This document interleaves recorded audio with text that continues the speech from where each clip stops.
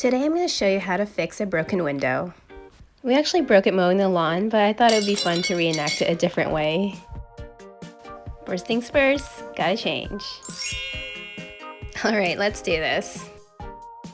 You will need 2 glazing strips, I got mine from Ace Hardware, measuring tape, utility knife or scissors, dirty rag, safety goggles, the glass, spatulas, pen or pencil, gloves, and the silicone sealant.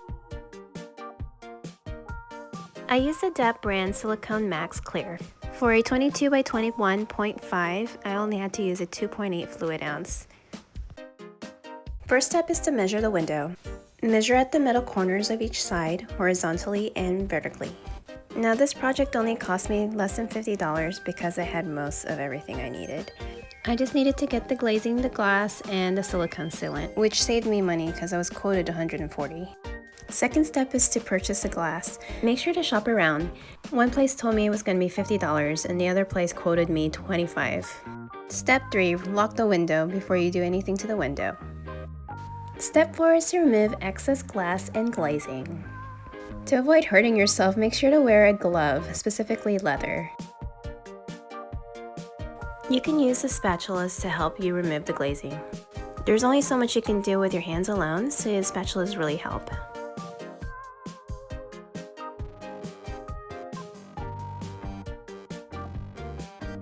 I found it easier to use the smaller spatula for the side glazings and to get the smaller pieces off. Step 5 is to clean off old silicone and dirt. I used any cleaning spray I had at home and I used a dirty rag to wipe it clean. This step is important because it will make sure the new glass will adhere well to the window. Step 6 is to cut the glazing using the window dimensions. I actually found it easier to use scissors than using the utility knife. Cut the horizontal glazing straight and the vertical glazing slanted. I did have to cut the vertical glazing down a couple times to make it perfect, but it should look like this once you're done. Step 7 is to cut the silicone tip in an angle, so it's easier to put on the window.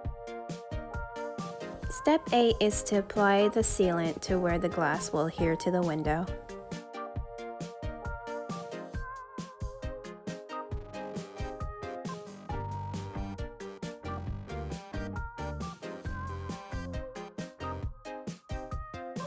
Step 9 is to apply the glass.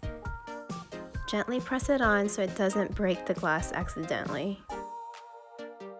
Step 10 is to apply the glazing. Now I'm trying to show here that there's a little bit of space between the glass and the actual window side. If you look closely, there's a little lip on the glazing and that's the part that's supposed to clip into that space between the glass and the window side.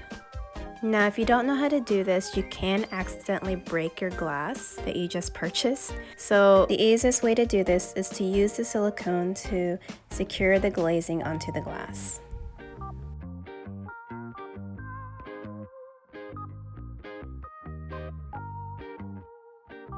Now you want to put the horizontal glazings on first, and that's the flat tip. You want to put it on where the lip is facing the glass, as if it was going to slide into that space.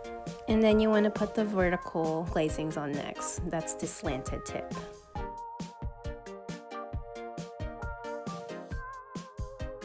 Now don't use the window for a couple of hours, but you're done. You did it.